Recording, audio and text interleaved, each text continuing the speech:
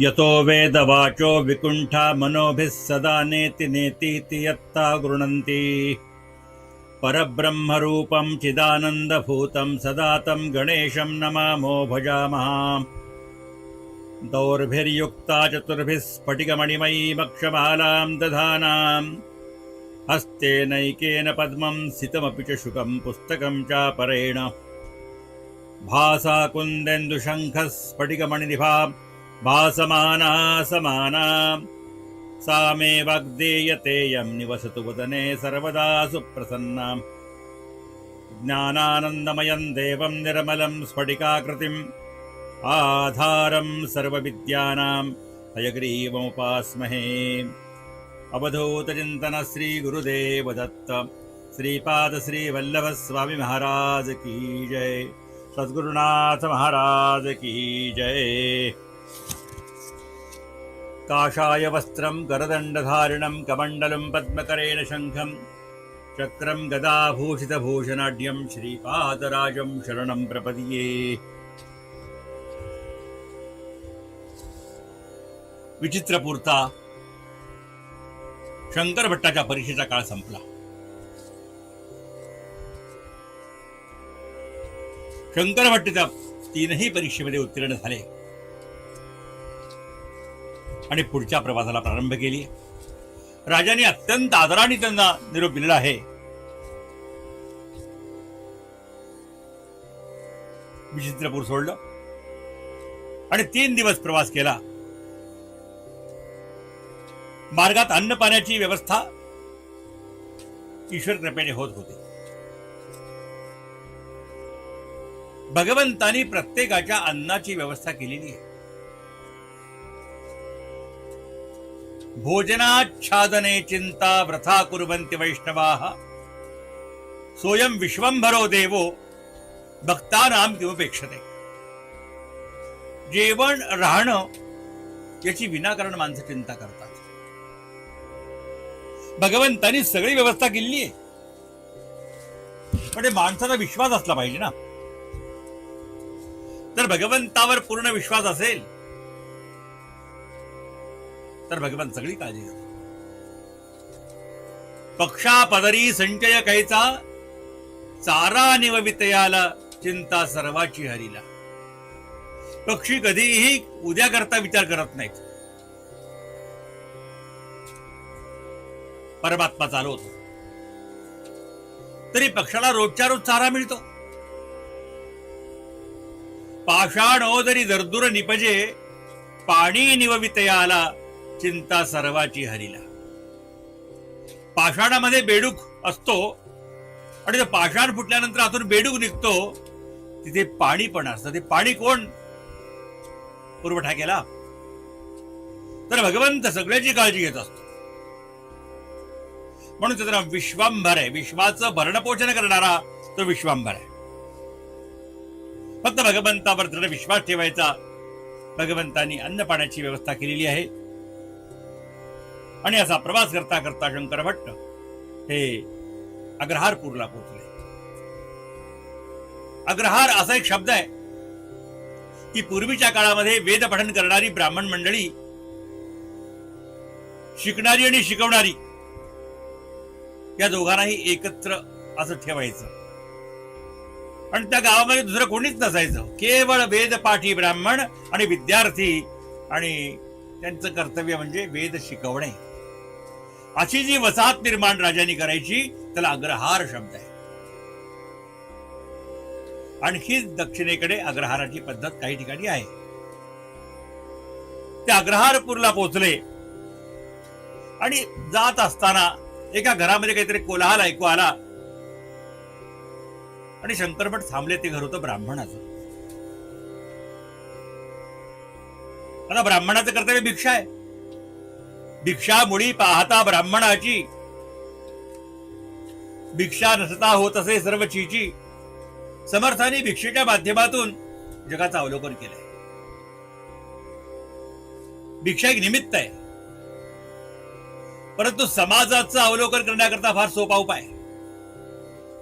प्रत्येकाच्या घरात दारात जाऊन त्या घरची परिस्थिती काय, त्या घरचं वातावरण कसं आहे, त्या घरची मंडळी कशी आहे, हाही अभ्यास होतो आणि भिक्षा मागितल्यामुळं अहंकार नष्ट होतो. भिक्षा मागायचा अधिकारी या करताय तो नम्र होतो आणि जो नम्र होतो तोच उंच होतो. अन्यथा नम्रता नसेल तो किती जरी मोठा झाला प्रासाद शिखरारूढो काकक्यम गरुडा येते. कावळा मंदिराच्या शिखरावर जाऊन बसला तर तो काय देव होतो? लोक देवाला नमस्कार करतात जाता येता, पण कावळ्याला वाटतं की मलाच नमस्कार करतायत, तो काही ईश्वर होत नाही. तसं ज्याच्या अंगी नम्रता आहे तोच वंदनीय पूज्य होतो. नम्र झाला भूता तेने कोंडिले अनंता. नम्रता असली पाहिजे.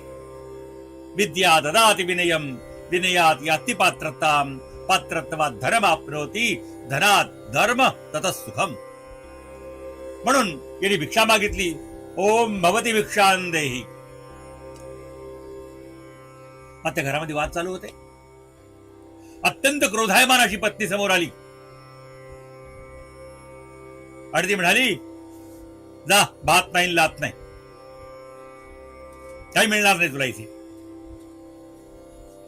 आता याच्यावर घरची परिस्थिती काय असेल अनुमान बांधू शकता. दारातून अतिथी परत गेला की तो रिकामा जात नाही. आपलं सगळं पुण्य घेऊन जात असतो तो न देताही. पण अतिथी कधी विमुख जाऊ नये. पण ती स्त्रीच तशी होती कर्कशा. त्यामुळे त्या पुरुषाच्या मनामध्ये वैराग्य आलं होतं. कारण ज्या ठिकाणी गृहिणी कर्कश बोलते त्या ठिकाणी पतीचं मन रमत नाही. नाही कुटुंबच रमत नाही, आनंदच येत नाही घरामध्ये. कारण गृहस्थ कशाला म्हणायचंय जिथे सगळं अनुकूल वातावरण आहे. सानंदम सदनम सुतास्तु सुधिया कांता मृदू भाषिणी. कांता मृदू भाषिणी पत्नी मधुर बोलणारी असली पाहिजे. सगळ्यात मोठं सुख ते आहे. सन्मित्रम चांगले मित्र असले पाहिजे. सुधनम धन चांगल्या मार्गाने आलेलं पाहिजे. अन्यायोपार्जितम द्रव्यम दशवर्षेण तिष्ठती प्राप्ते तु एकादशे वर्षे समूलंच विनश्यती. अन्यायाच्या मार्गातून आलेलं धन हे 10 वर्षापर्यंत सुख देतं, पण 11व्या वर्षी आपल्या धनासहित निघून जात. म्हणून जोडून या धन उत्तम व्यवहारे उदास विचारे वेच करी उत्तम मार्गातून धनार्जन करावं. सन्मार्गाचं धन शुक्ल धन आणि कृष्णधन असे धनाचे प्रकार आहेत. तर शुक्लधन असावं. ते शुक्लधन ज्या ठिकाणी असतं त्याला आजकाल आपल्या भाषेत व्हाईट मनी असं म्हणतात. ते शुक्लधन. तिथे शांतता असते, आनंद असतो, परमात्म्याचं वास्तव्य असतं. पण जिथे हे नसतं तिथे घरामध्ये कलह होतो. स्वयोषितिरतिश्चाज्ञापरा सेवकाः आतिथ्यम शिवपूजनम प्रतिदिनम मिष्टान्नपानम गृहे साधो संगमुपासते हि सततम धन्यो गृहस्थाश्रमः. पत्नी मृदू बोलणारी पाहिजे, तो संसार सफल आहे. वाणी रसवती यस्य भार्या पुत्रवती सती लक्ष्मीर्दानवती यस्य सफलम तस्य जीवितम. ज्याच्या वाणीवर गोडवा आहे. सगळ्यात महत्वाचं काय तर वाणी गोड पाहिजे. तुम्ही कुणाला धन असेल तर द्या, नसेल तर देऊ नका, पण वाणीला काय पडत आहे.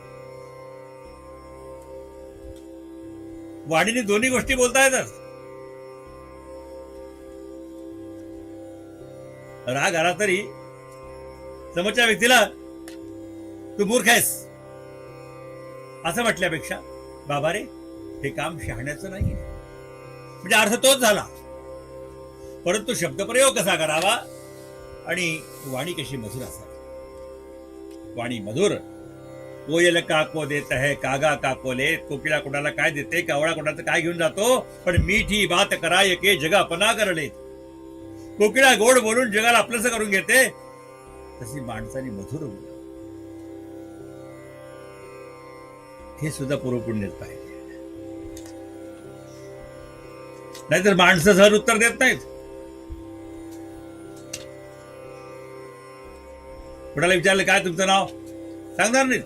का, कशाला, साध्या गोष्टी करता सुद्धा ते स्वभाव असतो, त्याला काही उपाय नाही. आता पत्नी कर्कश आहे इथं, तर संसार काय असेल? 6 गोष्टी अग्नीशिवाय माणसाला जाळतात. कुग्रामवास, ज्या गावामध्ये एकाही सज्जनांचं वास्तव्य नाहीये.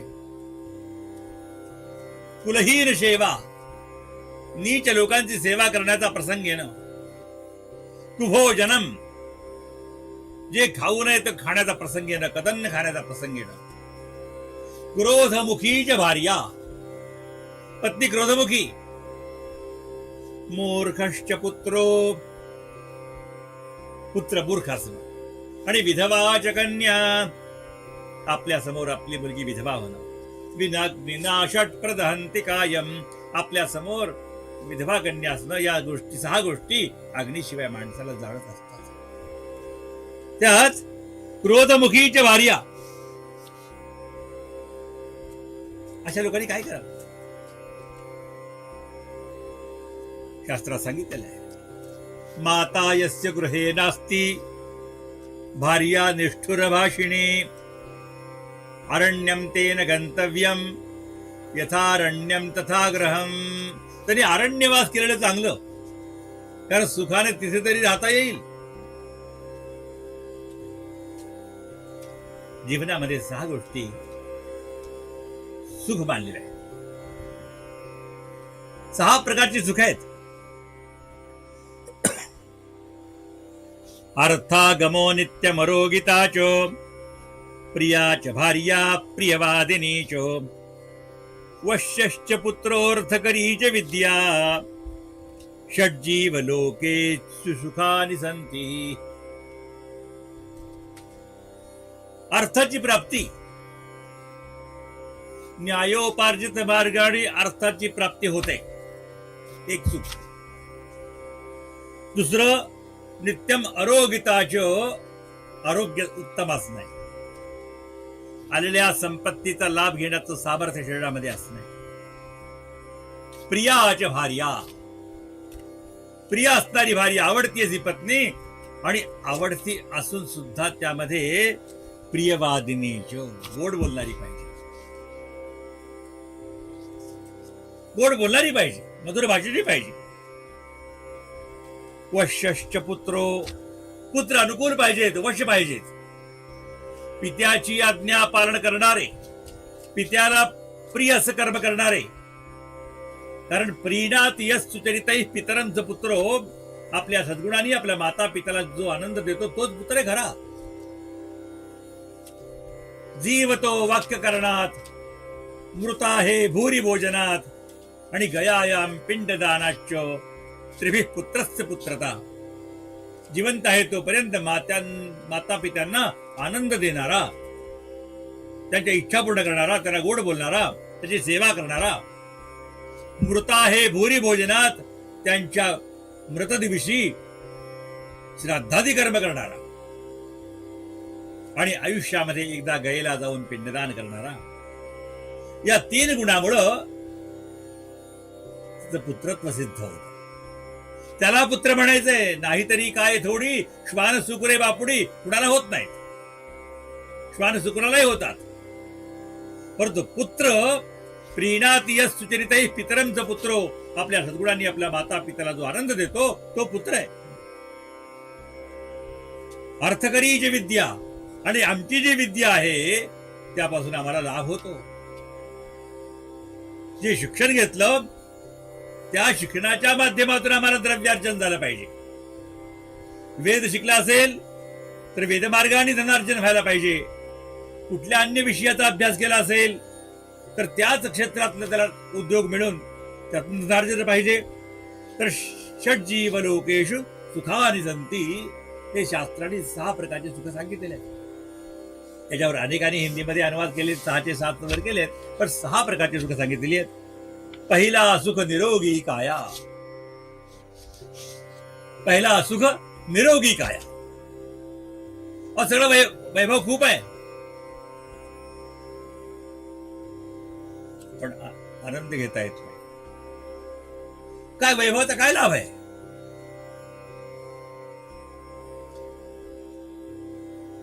दुधा सुख घरमे माया. आणि दुसरं म्हणजे घरामध्ये प्रेम, लक्ष्मी, रमा वास्तव्य असलं पाहिजे. तिचा सुख कुलवंती नारी. कुलवती नारी. तिसरं जे सुख आहे ते कुलवती नारी, पत्नी जी आहे ते कुलवती असली पाहिजे. कारण कुल महत्वाचं सांगितलेलं आहे. माणसाची परीक्षा 4 गुणांहून होते. यथा चतुर्भिः कनकं परीक्षते विघर्षण छेदन तापताडनैः. ज्याप्रमाणे सोनं 4 प्रकारांनी पारखलं जातं, विघर्षण घासून त्याला कपड्यावर घालतात, त्याच्यावर तरी घालतात, छेदन त्याला तोडतात, त्याला तापवतात अग्नीमध्ये आणि त्याला ठोकतात, आणि यातून तो शुद्ध सोनं सिद्ध होतात. तथा चतुर्भिः कनकं परीक्षते. तसं माणसाची परीक्षा 4 गुणांनी होते. यथा चतुर्भिः कनकं परीक्षते श्रुतेन शीलेन गुणेन कर्मणा. श्रुतानी म्हणजे त्याच्या कीर्तीनी, शीलानी चारित्र्य, गुणांनी आणि कर्मामुळं पुरुषाची परीक्षा. म्हणून तिचा सुख कुलवंती नारी. कुणाला फार महत्व आहे. विवाह करताना फक्त हे 2 स्त्री पुरुषांचं एकत्र येणं नाहीये. 21 पिढ्याचा उद्धार करणारा विवाह पद्धती आपली. अनेन वरेण अस्यां कन्यायां जनिष्यमान संतत्या दशपूर्वान् दशापरान्. काही ठिकाणी द्वादशापरान् मां च 21 पुरुषान् उद्धर्तुं ब्राह्म विवाह विधीना लक्ष्मी नारायण प्रीतये कन्यादानमहं करिष्ये असा संकल्प सोडला जातो. म्हणजे मुलीचं लग्न असं एक स्त्री म्हणून नाहीये. शास्त्रामध्ये खूप महत्व सांगितलेलं आहे.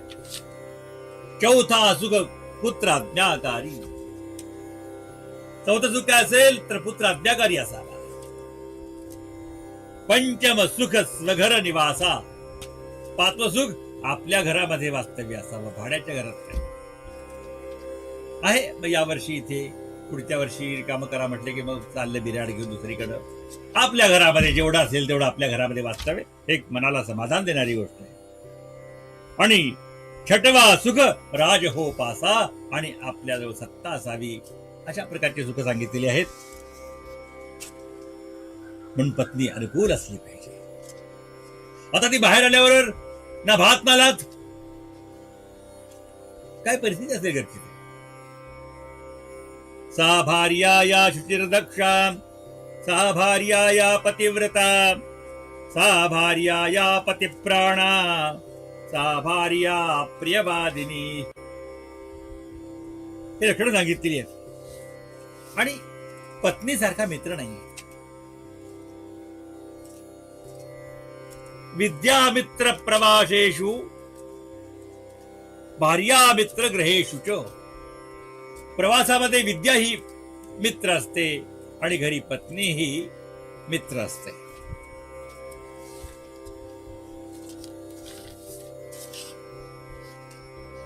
आणि शास्त्राने खूप सुंदर योजना केली आहे. मध्यंतरी काही वाद, न स्त्री स्वातंत्र्यमर्हती, याच्याबद्दल लोकांनी खूप, म्हणजे स्त्रीला स्वातंत्र्य नसावं असा आपल्या बुद्धीने अर्थ काढला. तसा नाहीये. कसं आहे, स्त्री ही बरी सांभाळली पाहिजे, तिला आदर दिला पाहिजे. यत्र नार्यस्तु पूज्यन्ते रमन्ते तत्र देवतः. स्त्रियांचा अपमान होऊ नये म्हणून त्यांना पूज्य मानलेलं आहे. त्याचं रक्षण केलं पाहिजे. म्हणून बालवयामध्ये पिता रक्षति कौमारे, कुमारावस्थेमध्ये पित्याने रक्षण करायचंय. भार्या रक्षती, भर्ता रक्षती यौवने, तारुण्यामध्ये पतीने रक्षण करायचंय. आणि वृद्धापकाळामध्ये पुत्राने रक्षण करायचंय. ती एकटी राहू शकत नाही. म्हणजे स्वतंत्र नाही, तिचं स्वातंत्र्य धारण करतो असं नाहीये. लोकांनी अर्थ मात्र आपल्या बुद्धीने काढले आणि स्त्रियावर बंधन नको असं नाहीये. कारण तिचं समाजामध्ये गौरवाचं स्थान आहे आणि ते ठेवलं पाहिजे. पण कलियुगामध्ये, रामायणामध्ये एक रावण होता, ठीक आहे, कलियुगामध्ये घरोघर रावण आहे. त्यामुळे ते संगोपन झालं पाहिजे, संवर्धन झालं पाहिजे, सुरक्षा असली पाहिजे. म्हणून या गोष्टीचा विचार ऋषीमुनीने केलाय. आता ऋषीमुनीपेक्षा ज्ञानी लोक असतील ते वितंडवाद घालत असतात. आता पहा, स्त्रियांना काय सोय आहे? पतीने पुण्य केलं, पत्नीला अर्ध लाव. पण पतीने पाप केलं, ते पाप जात नाही. फक्त पुण्यच जातं पत्नीला, पाप जात नाही. आणि स्त्रीने पुण्य केलं, पतीला येत नाही. पण स्त्रीने पाप केलं, ते पतीला येत. किती सोय केली पहा. राजा राष्ट्रकृतम पापम, प्रजेने केलेलं पाप राजाला आहे. राज्ञ पापम पुरोहितः, राजाने केलेलं पाप पुरोहिताला लागतं. भर्ताच स्त्रीकृतम पापम, स्त्रीचं केलेलं पाप भर्त्याला लागतं. आणि शिष्य पापम गुरुस्तथा, शिष्याने केलेलं पाप गुरुला लागतं, गुरुला भोगावं लागतं. असो, काय करणार शेवटी. तो ब्राह्मण बाहेर पडला. जेथे कामिनीचे असे बलबहू, निर्माल्य तेथे पती. आता त्या स्त्रीचं बल जास्त आहे, पती निर्माल्य असतो.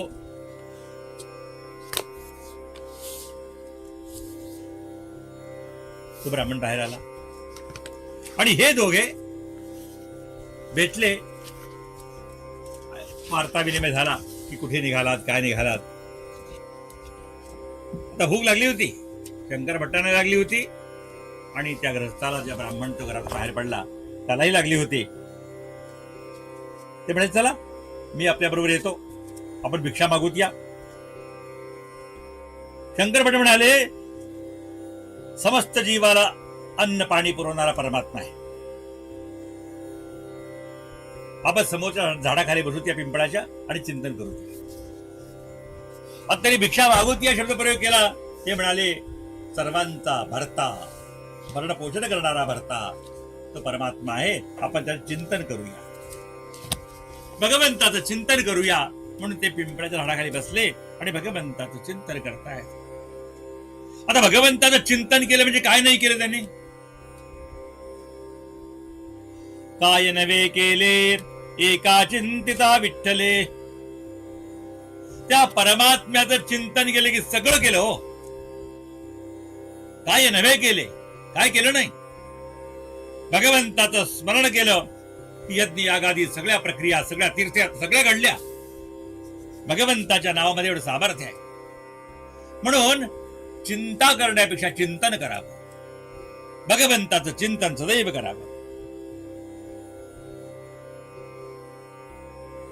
नावामध्ये सामर्थ्य आहे. न कळे ते कळो येईल उगले, नामे या विठ्ठले एकाचिया. न दिसे ते दिसो येईल उगले, नामे या विठ्ठले एकाचिया. न बोलो ते बोलो येईल उगले, नामे या विठ्ठले एकाचिया. न भेटे ते भेटो येईल आपण, करिता चिंतन विठोबाचे. अलभ्य तो लाभ होईला पार, नाम निरंतर म्हणता वाचे. आपल्या वाचेने भगवंताचं नाव घेतलं, ज्या गोष्टी घडत नाहीत त्या गोष्टी घडतात.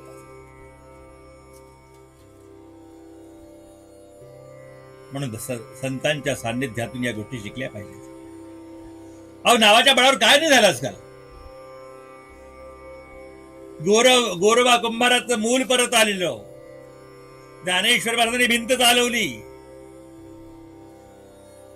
एवढा महिमा आहे नामस्मरणाचा.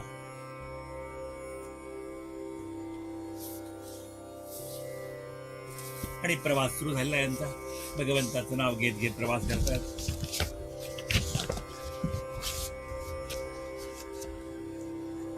इतक्याच काय घुडसवार आले आणि त्याने सांगितलं की तुम्हाला आमच्या राजाने बोलावलंय. ते घोडेस्वार होते विचित्रपूरच्या राजाचे. ते म्हणाले, चला आमच्याबरोबर. शंकर भट्ट म्हणाले, आणखी काय समस्या उभी राहते कुणाला? त्यांनी सांगितलं की आमच्या राजाचा मुलगा राजपुत्र तुम्ही गेल्यानंतर बेशुद्ध पडला,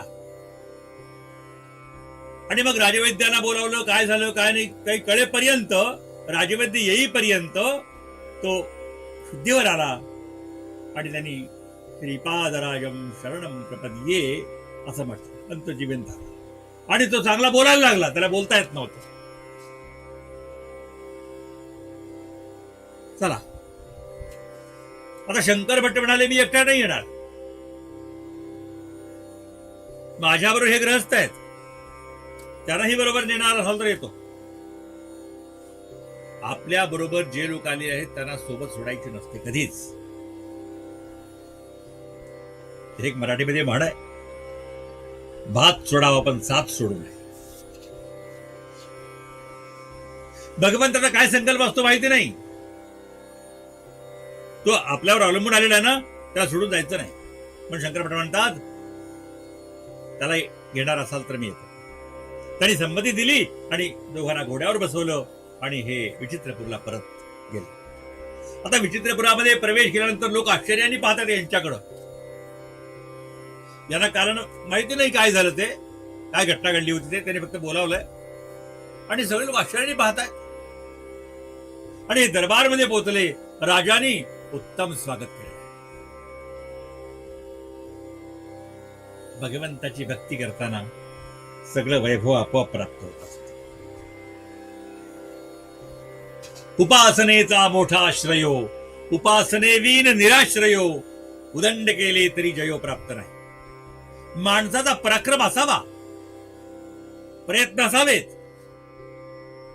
पण त्याला ईश्वर उपासनेचं बल असावं. सामर्थ्य आहे चळवळीचे, जो जो करील तयाचे, परंतु तेथ भगवंताचे अधिष्ठान पाहिजे. आहे तुमच्या प्रयत्नाला यश येईल, पण प्रत्येक वेळी यश येईलच असं मात्र सांगता येत नाही. पण भगवंताच्या उपासनेचा आश्रय घ्यावा, कारण प्रत्येक गोष्टीचा संकल्प परमात्मा करत असतो आणि तो संकल्पच पूर्ण होत असतो.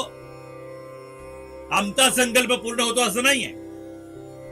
आमचा संकल्प भगवंताच्या संकल्पाशी अनुरूप असेल तर तो पूर्ण होतो, कारण त्याचा संकल्प पूर्ण होत असतो. आणि आमचा संकल्प भगवंताच्या संकल्पाच्या विरुद्ध असेल त्यावेळी त्याचा संकल्प पूर्ण होतो, आपला पूर्ण होणार नाही. म्हणून भगवंताचा संकल्प पूर्ण होत असतो.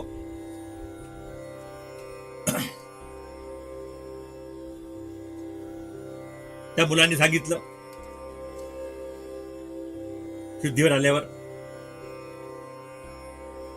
की मी मूर्छित झालो आणि 16-17 वर्षाचा एक तरुण मुलगा आला, त्याने माझ्या जिभेवर विभूती घातली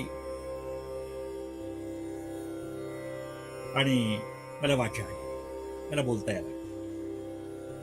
राजाने विचारले की शंकर भट्ट महाराज हे यती कोण होते सांगा. शंकर भट म्हणतात 16-17 वर्षाचे ते श्रीपाद श्रीवल्लभ स्वामी आहेत आणि त्यांनी याला वाचा दिलेली आहे. दत्तप्रभूचे कलियुगातले अवतार आहेत. कलौ श्रीपाद वल्लभा, दत्तप्रभूचा कलियुगात कल्पवृक्षासारखा अवतार असताना आणि त्यांच्या दर्शनाकरता मी कुरुपूरला चाललोय. मार्गात अनेक संत पुरुषाचं दर्शन घेत चाललेलो आहे, संत महात्म्याचं दर्शन होत आहे. यात्रेचा उद्देश सांगितलेला आहे. यात्रेमध्ये महत्वाचा भाग आहे संत महात्म्याचं दर्शन. कधी कुठे जाताना संत महात्म्याचं दर्शन अवश्य घ्या. साधूनां दर्शनम पुण्यम तीर्थभूता हि साधवः, कालेन फलते तीर्थम सद्यः साधु समागमः. साधूनां दर्शनम पुण्यम, संतांच्या केवळ दृष्टीमुळे आपलं कल्याण होतं, त्याचं दर्शन घेतल्यामुळं. म्हणून संतांच्या दर्शनाला अवश्य जावं. संत मिलन को जाइए, दिन में कई कई बार, आसो जाका में हजो बहुत करे उपकार. कबीराने सुंदर सांगितलेलं आहे, संतांच्या दर्शनाला वारंवार जा, त्यांच्या दृष्टीतून भगवंताची कृपा आपल्यावर ओसंडत असते आणि संताची दृष्टी लगेच फल देते. कालेन फलते तीर्थम, तीर्थाला गेल्यानंतर त्याचं जे पुण्य फल आहे ते केव्हा तरी फल देईल तुम्हाला, पण संत लगेच फल देतात. मोरोपंतांनी हे कार्य सांगितलं.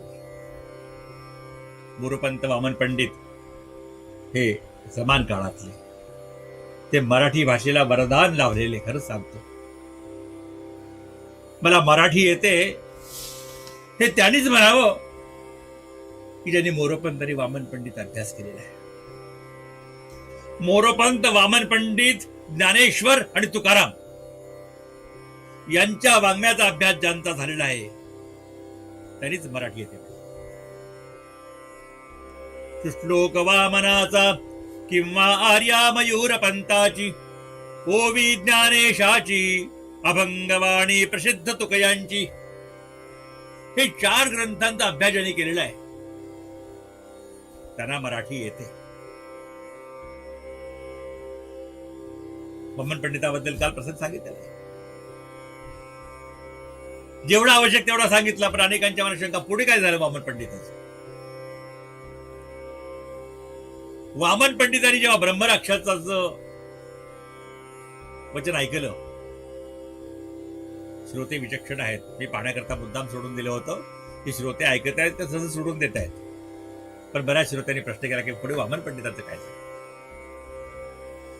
जेव्हा ब्रह्मराक्षस म्हणाले की हा वामन पंडित मरणार आहे, कारण त्याला हर्षातिरेक होणार आहे आणि तो आपल्याला ब्रह्मराक्षस होणार आहे. कारण जे विद्वान लोक असतात अहंकारामध्ये आणि आपली विद्या कोणाला न देता मरतात, ते ब्रह्मराक्षस होतात. म्हणून आपली विद्या इतरांना द्यावी, विद्या बरोबर येणार नाही.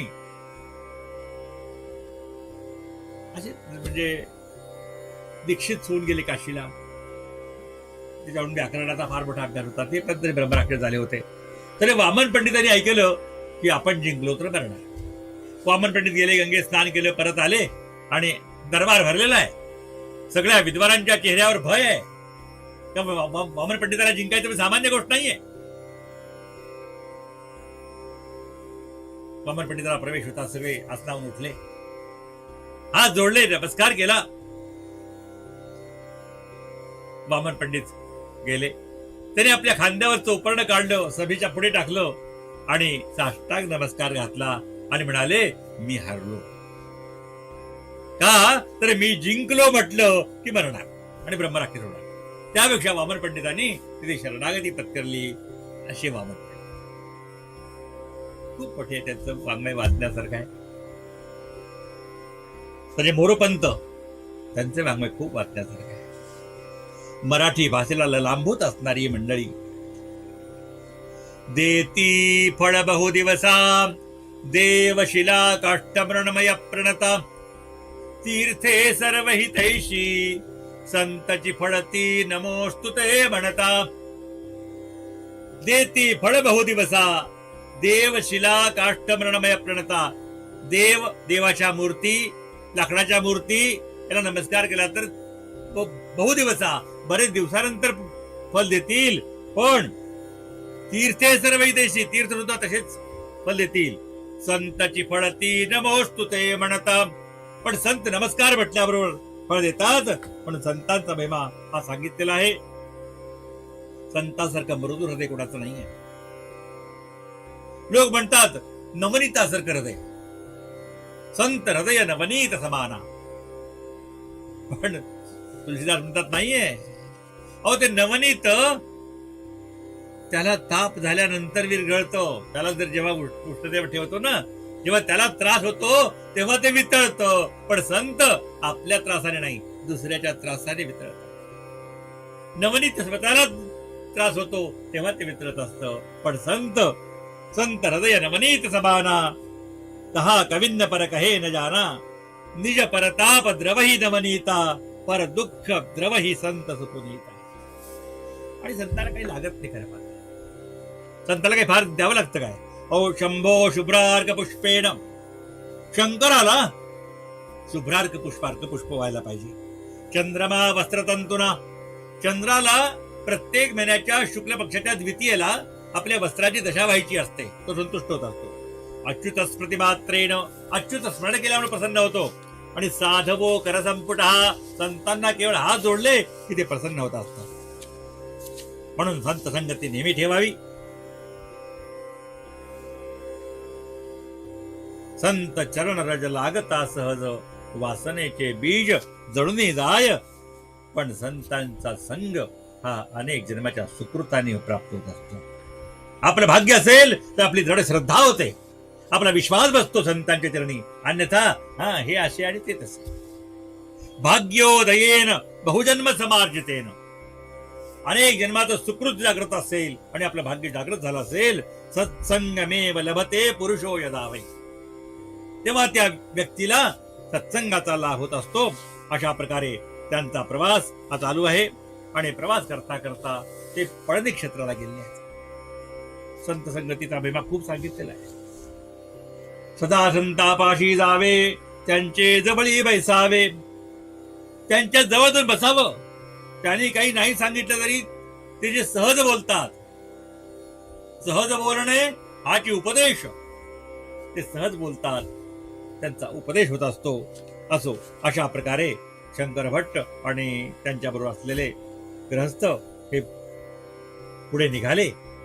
आणि पळणी नावाचं गाव आहे, त्याला पझणी म्हणतात, कारण इकडचे उच्चार थोडे वेगळे आहेत. तामिळ भाषेचं वैशिष्ट्य वेगळं आहे. त्यात फक्त 17 अक्षर आहेत, अल्फाबेट्स. ग आणि ग करता एकच अक्षर आहे, ख आणि घ करता एकच अक्षर आहे, प आणि ब करता एकच आहे, फ आणि भ करता एकच अक्षर आहे. आता पंडू, बंडू, पंटू आणि बंटू हे चारही शब्द सारखेच लिहिले जातात. हे तामिळ भाषा आहे. दक्षिण भाषेचे बरेच वैशिष्ट्य वेगळे. प्रत्येक ठिकाणी भारताच्या भाषा आनंद घेण्यासारख्या आहेत. आपण पूर्व भागात गेलो, तिथल्या लोकांचा आशीर्वाद घ्यायचा नाही सांगितलेलं आहे. आशीर्वाद नगरण्ययात पूर्व देशानुवासिनः, पूर्व देशाकडील लोकांचा आशीर्वाद घ्यायचा नाही, कारण ते शला ह म्हणतात. आता शतायू भाव म्हणताना काय म्हणतील? मग शला ह म्हणतात, मग शतायू भाव म्हणताना काय म्हणतील? हतायू हो म्हणतील, म्हणजे तुझं आयुष्य संपलं. हे वैशिष्ट्य प्रत्येक भागाचं. आपल्या 4 कोस पर पाणी बदले 8 कोस पर बाणी.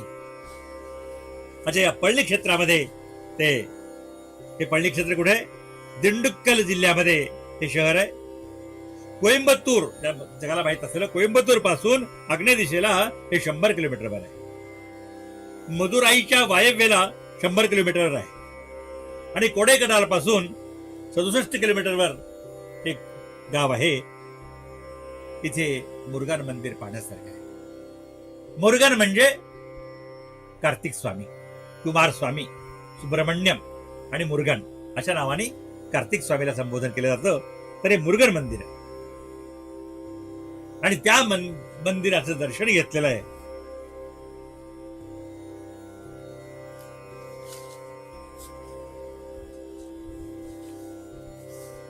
आणि सत्संग सुरू केला. सत्संगामध्ये त्याचंच मन रमतं जे क्षेत्रात आहे. प्रत्येकाचा स्वभाव वेगळा आहे. प्रत्येकाचं मन सत्संगात रमत नाहीये. एकदा काही स्त्रिया, मच्छमाराच्या स्त्रिया प्रवासाला चालल्या होत्या आणि भाग्यवशात त्यांना अशी राहायला जागा मिळाली, त्यात अगदी जिकडे तिकडे सुगंध दरवळतोय आणि सगळं वैभव चांगलं आहे. आता तो सुगंध दरवळतोय, त्याला झोप येत नाही. रात्रभर झोप येत नाही. त्याला झोप आलीच नाही. शेवटी काय करावं लागलं त्यांना? ते मासोळ्या भरलेल्या टोपल्या असतात ना, दुर्गंध असलेल्या, त्या टोपल्या आणून डोक्याजवळ ठेवल्या आणि मग झोप लागली. तसं काही लोकांना सत्संगतीचाही तिटकारा येत असतो. ना सुगंधाला तिटकारा या लोकांना, तर काही लोकांना सत्संगाचा तिटकारा येत असतो, म्हणून त्या दुर्गंधामध्येच वाढतात. अशा गोष्टी आहेत. त्यांचा सत्संग सुरू झालेला आहे आणि त्या ठिकाणी कणादाचा प्रश्न विचारलेला आहे. कणाद हा जो सिद्धांत सांगितला होता, तर त्या कणाद सिद्धांताबद्दल पळणी स्वामींनी त्यांनी विचारले. पळणी स्वामी इकडे अशी पद्धत आहे की त्या गावावरून त्यांना नाव द्यायचं. पळणी स्वामी, पेजावर स्वामी. आता पेजावर गाव आहे. मळयाळ स्वामी, इकडे अशी पद्धत आहे. त्यांच्या नावाचा उल्लेख करत नाहीत. मळयाळ स्वामी, पेजावर स्वामी. आता कणादा सिद्धांत त्या ठिकाणी मांडलेला आहे. कोणत्याही वस्तूला किंवा पदार्थाला विभाजन करून एका सीमेपर्यंत विभाजन करता येतं. कुठली वस्तू असेल की त्याचे अगदी विभाजन करता करता करता करता एक सीमेपर्यंत पोहोचतो. त्याच्या पुढे त्याला विभाजन करता येत नाही, त्याला अणु असं म्हणतात. त्याच्यापेक्षा लहान काही करता येत नाही. आता यालाच पुढे 1808 मध्ये जॉन डाल्टन नावाचे सायंटिस्ट होऊन गेले आणि त्यांनी त्याला परमाणु हे नाव दिलेले. पुढे जे पूर्वी अणु म्हणून होता त्याला परमाणु नाव दिलेलं आहे. आणि हे परमाणु नेहमी फिरत असतात. हे संपूर्ण ब्रह्मांड या परमाणु पासून बनलेलं आहे.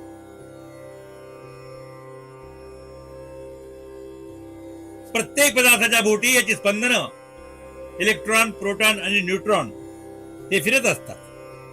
हा सिद्धांत आहे.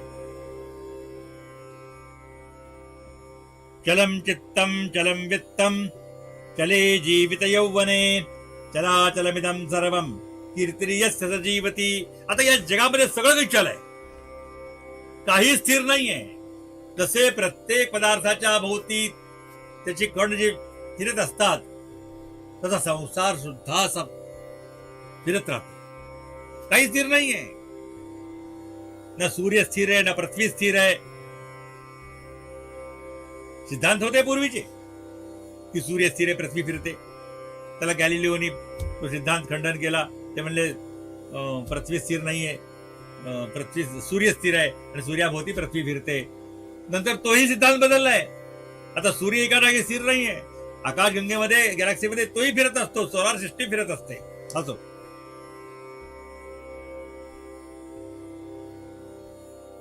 आपला भारत तरी कुठे होता? इथे आपला भारत इथे नव्हता. हा दुसऱ्या देशाचा भाग कालाच्या ओघामध्ये इकडे सरकत आलेला आहे. युरेशियन भूपट्ट दक्षिणेकडं आणि भारतीय भूपट्ट उत्तरेकडं, आणि दोन्ही भूखंड प्रत्येक वर्षाला 15 सेंटीमीटर सरकत होते. आणि ते अनेक लाखो वर्षानंतर ते एकत्र येऊन भिडले आणि अजूनही ते वाढत आहे. त्यामुळे हिमालय निर्माण झाला. इथे थेसिस नावाचा समुद्र होता. हिमालयाच्या ठिकाणी थेसिस नावाचा समुद्र होता. पण या दोन भूखंड एकत्र आल्यामुळं तो भाग वर आला आणि त्यामुळं हिमालय निर्माण झालेला आहे. अजूनही हिमालयाची उंची प्रत्येक वर्षी 5 सेंटीमीटर वाढते आहे. असा कणादा सिद्धांत विवेचन केलंय. या सिद्धांताचं आपण यथामती थोडक्यात विवेचन केले. खूप मोठा सिद्धांत येतो आणि जगाची चंचलता याचं वर्णन केलंय. तो जो भाग आहे तो आपण पुढच्या सत्रामध्ये पाहूया. अवधूत चिंतन श्री गुरुदेव दत्त श्री सद्गुरुनाथ महाराज की जय. सर्वोपि सुखिनः सन्तु सर्वे सन्तु निरामयाः सर्वे भद्राणि पश्यन्तु मा कश्चित् दुःखमाप्नुयात्. सर्वे जनाः सुखिनो भवन्तु सर्वे जनाः सुखिनो भवन्तु सर्वे जनाः सुखिनो भवन्तु.